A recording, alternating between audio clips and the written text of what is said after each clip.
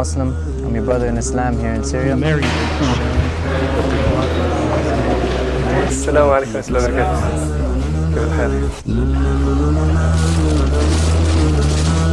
Dari Mekah menuju Madinah, maka tidak banyak tanya dan tidak banyak berpikir.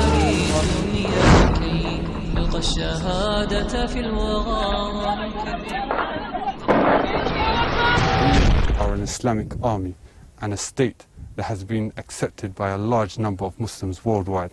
So effectively, any aggression towards the Islamic State is an aggression towards Muslims from all walks of life who have accepted the Islamic Caliphate as their leadership. A faca e a máscara do extremista impressionaram menos as autoridades e os habitantes do Reino Unido do que o sotaque dele em pregação religiosa e política antes de cortar a cabeça do jornalista americano James Foley. A voz dramática e o conteúdo de forte carga sectária revelavam por trás do disfarce alguém com o jeito de falar inglês comum na área metropolitana de Londres. Terrorista britânico ainda não identificado em ação no exterior. First you had groups like the FARC that were narco-terrorists that made their money off illicit trade. Then you have Hezbollah, which expanded illicit trade and terrorism and control of territory into a form of governance, their political party. ISIS is combining sort of the worst of all worlds. They're a terrorist group with the beheadings and the videos. By the way, their use of social media rivals any major corporation or Madison Avenue advertising agencies, are total geniuses at it. So they use that to inspire terror before they even accomplish certain tasks, to let people know that they're coming, which is novel. But they behave like a very successful insurgency. So in insurgency, they apply the theory of counterinsurgency of clear, hold, build. So eliminate the enemy, fight them, then clear it and exert control, and then build a relationship with the people and the community there. So the education of the children, the enforcement of religious law, as then that they spread. As they spread and they gain territory and they become more entrenched as a state, they're even scarier in a way because they will come to control airports, ports, more weapons, more spies. I mean, they will have all the strength and power of a state, plus all the strength and power of an insurgency and a terrorist group. You will have the ideal terror state.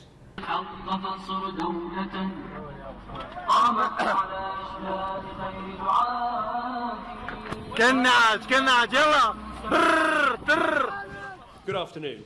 O barbarismo demonstrado nos vídeos lançados na internet pelo Grupo Estado Islâmico logo fez aumentar a pressão sobre as autoridades britânicas para que tomassem providências contra o terrorismo de fabricação nacional.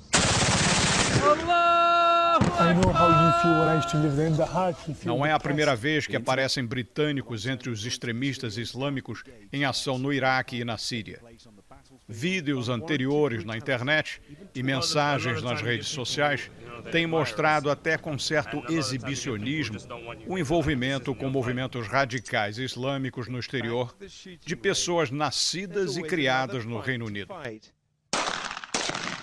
Os serviços de segurança e espionagem informam que mais de 500 britânicos, a maioria jovem e inclusive mulheres, já saíram do país para se juntar a extremistas islâmicos no Iraque e na Síria. Mais preocupante, metade deles já voltou para casa, sem desistir da causa, despertando assim o medo de alguma ação terrorista em solo britânico.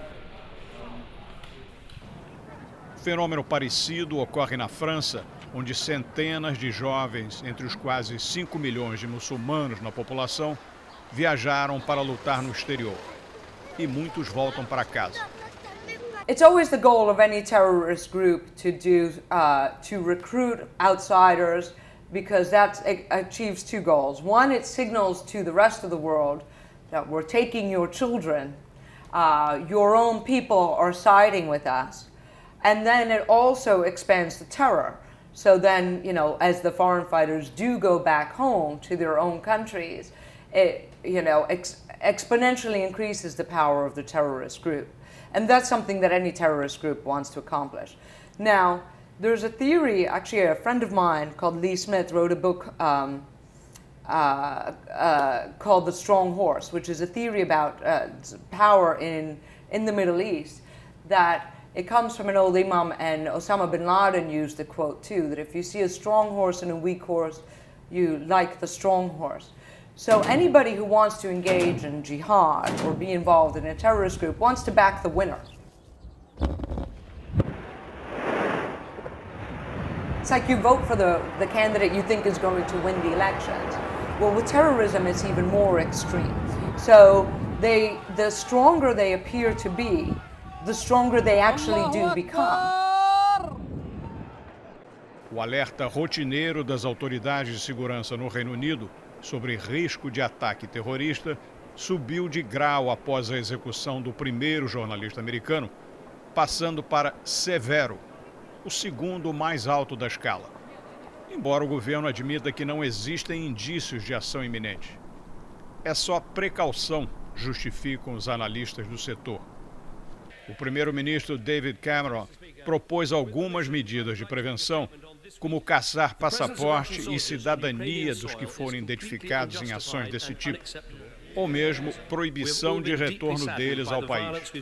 We are proud to be an open, free and tolerant nation. But that tolerance must never be confused with a passive acceptance of cultures living separate lives or people behaving in ways that run completely counter to our values. Adhering to British values is not an option or a choice. It is a duty for all those who live in these islands. Defensores de direitos civis alertam que uma sociedade democrática não pode apelar para medidas repressoras desse tipo. Lembram que o Reino Unido enfrentou 30 anos de bombas e terrorismo do IRA, Exército Republicano Irlandês, sem adotar leis de segurança nacional ao estilo de ditaduras latino-americanas.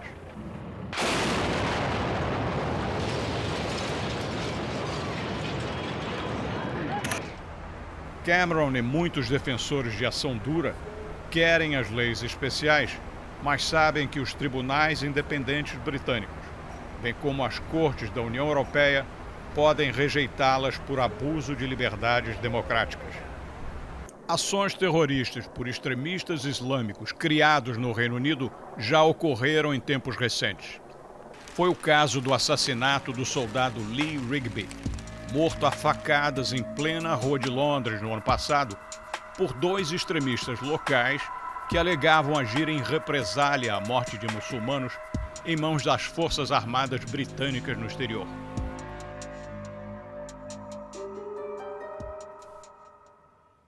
Em 2005, 4 terroristas suicidas explodiram bombas no metrô e num ônibus em Londres, matando 52 pessoas, além deles próprios. Mensagem pré-gravada em vídeo de um dos suicidas, nascido e criado no norte da Inglaterra, deixou claro que seu grupo também tinha agido como represália à ação militar britânica contra muçulmanos no Iraque e no Afeganistão.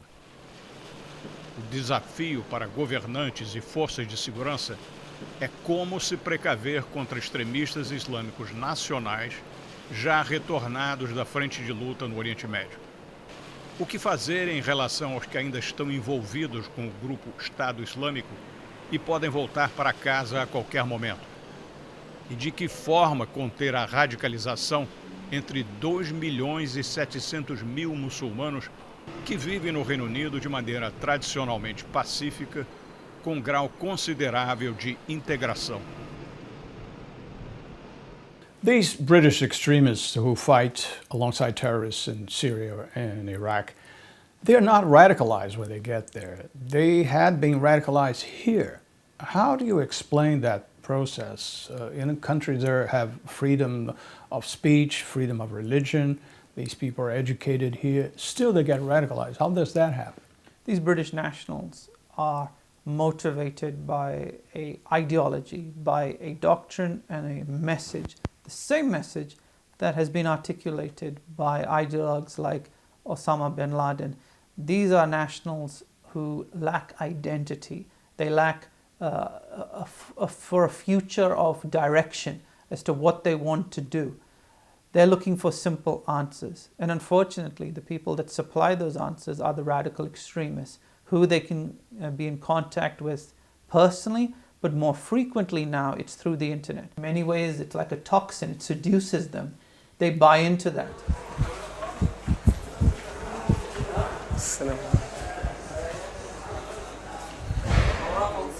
السلام عليكم ورحمة الله وبركاته. كيف الحال؟ And what kind of people are joining ISIS or any other jihadist organization, and why? I think it has more to do with anger, youth anger and displacement, than it does even really religion. Especially when you see these Westerners that sort of suddenly start reading, the Quran for dummies. There's an article in the British papers that they suddenly discover real Islam and decide to go and fight for it. It has more to do with boys being angry, feeling displaced, wanting to belong to a group that has a sense of purpose and taking up arms. You see this also in Latin America. When I first started my career, I started by studying the FARC. And you see that when I would speak to FARC fighters who had joined when they were little, they said they wanted to be important and they wanted to belong to a group. It's like joining a gang or joining a cult, really.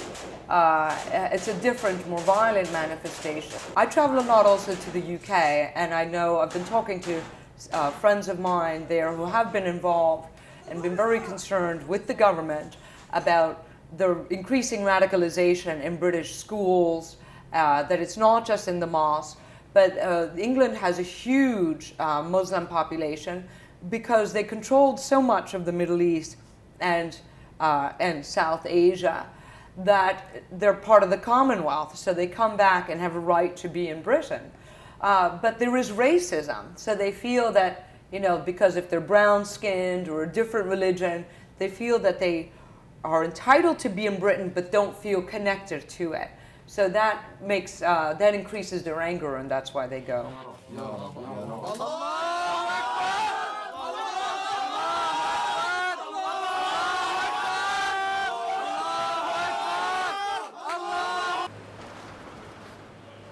Ao contrário da Inglaterra, Washington não elevou o nível de alerta antiterrorista para severo.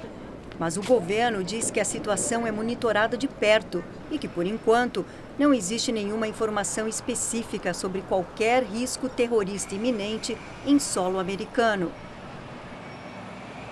Segundo as agências de inteligência dos Estados Unidos, pelo menos 100 jovens militantes americanos estão no Oriente Médio sendo treinados ou já fazendo parte de grupos extremistas como o Estado Islâmico. O governo está tentando rastrear todos os americanos envolvidos nos combates terroristas no exterior, mas admite que tem dificuldades para identificá-los. Muitos agem sozinhos, outros são recrutados. Os que não têm afiliação a nenhum grupo terrorista são muito mais difíceis de serem interceptados pelos oficiais da inteligência.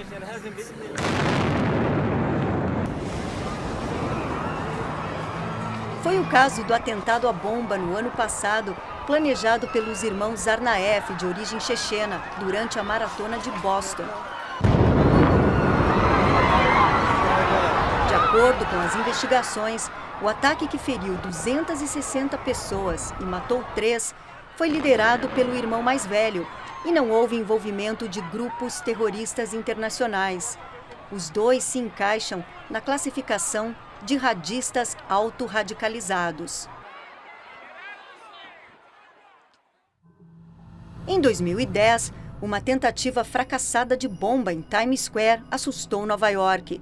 O americano de origem paquistanesa, Faisal Shahzad, foi treinado no Paquistão, mas operava sozinho nos Estados Unidos.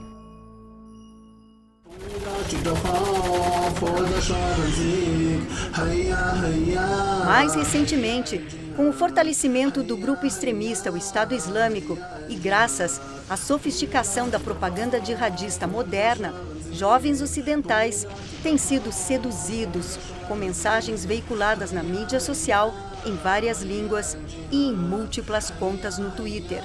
Toda vez que uma conta ou vídeo é removido da internet pelas autoridades, eles criam e postam muitos outros. Groups in Iraq and Syria and Pakistan are very sophisticated now in knowing how to utilize new media for propaganda purposes. They know how to edit things, they know how to splice imagery, because it's not just about hearing the message, it's about seeing it as well. Seeing it through it being broadcast on forms of new media like YouTube. It is a very powerful imagery that helps to recruit and indoctrinate a lot of their potential recruits and join them as adherents to their cause. Terrorist recruitment and radicalization has evolved since 9/11. It's not so much anymore that there are certain mosques and radical extremist preachers who are indoctrinating people face to face. A lot of those individuals have either been put in jail, they've been expelled from the country, or they've been extradited abroad for terrorist charges in other nations. Now, that form of recruitment is more visual through the internet, through forms of new media, discussions on web forums, on blogs, on reading messages in Twitter or Facebook, seeing videos on YouTube. That has become a more direct way of recruitment and radicalization. I am Stephen Joel Sotloff. I'm sure you know exactly who I am by now. Esta semana, mais um refém americano foi executado pelo Grupo Estado Islâmico. Em vídeo divulgado pelas redes americanas, um homem mascarado, vestido de preto, segurando uma faca, manda um recado direto para o presidente Obama, dizendo que a morte do jornalista Steve Sotloff é uma represália à intervenção americana.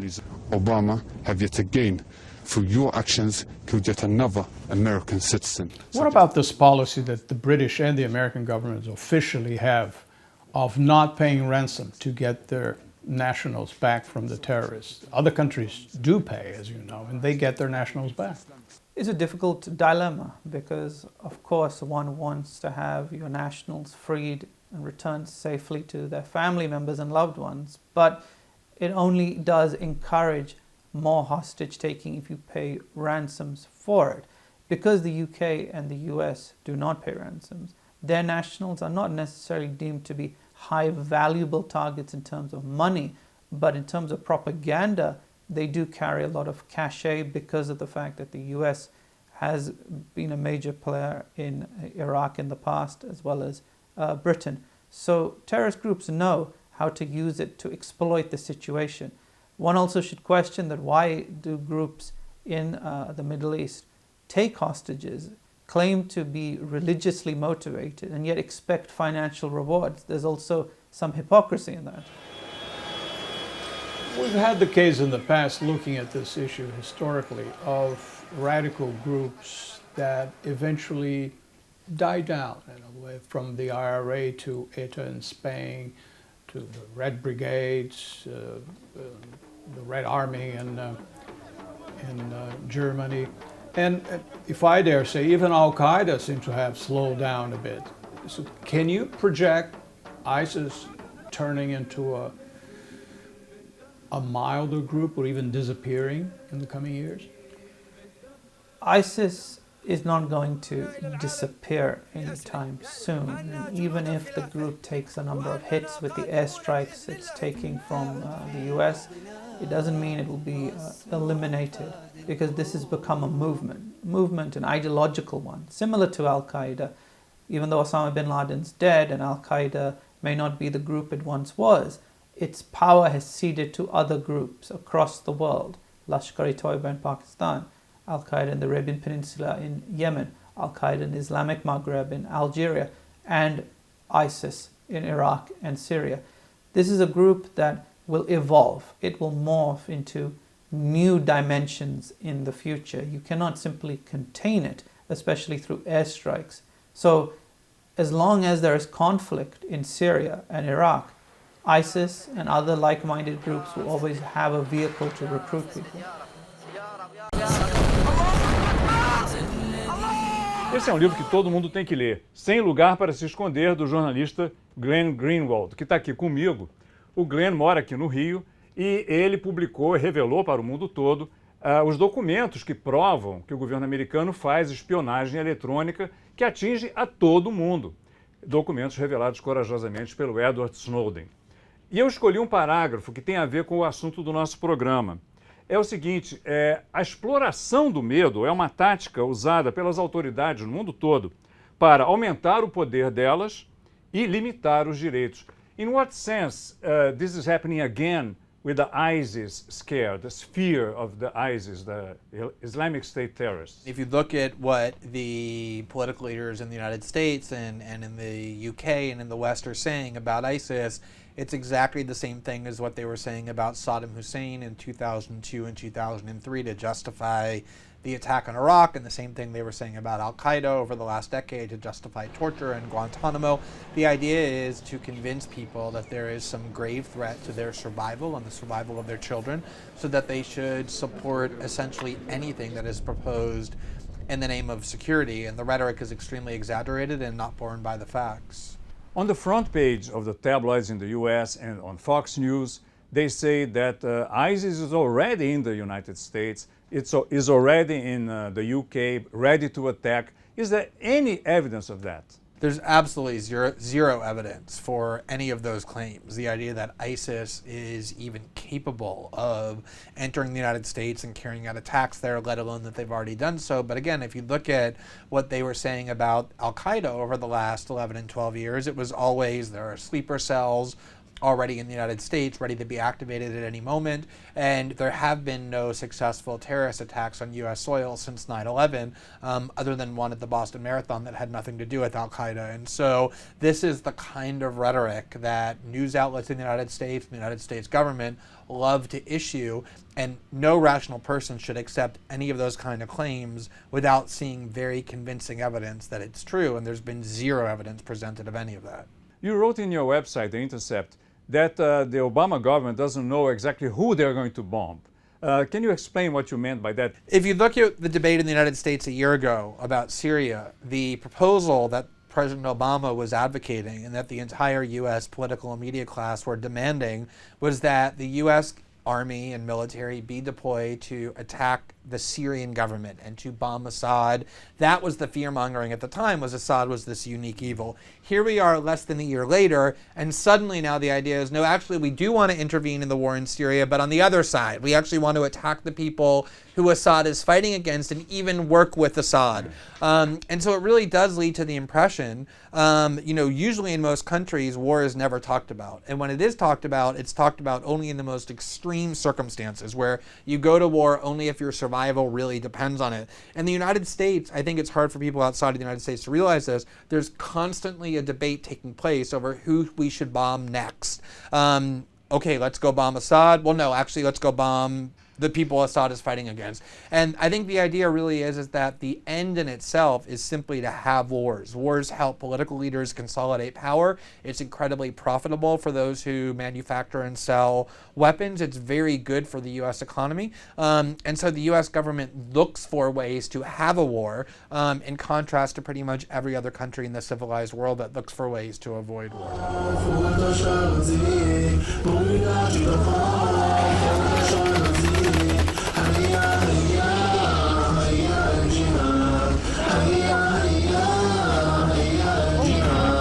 Und wir schreiten voran von Land zu Land, von Stadt zu Stadt. Und wir machen keinen Halt, bis Allahs Wort das Höchste ist. Die schwarzen Flaggen gibt hoch, es gibt nur einen Gott. Und wir bezeugen, wie's mit unserem Blut, unserem Tod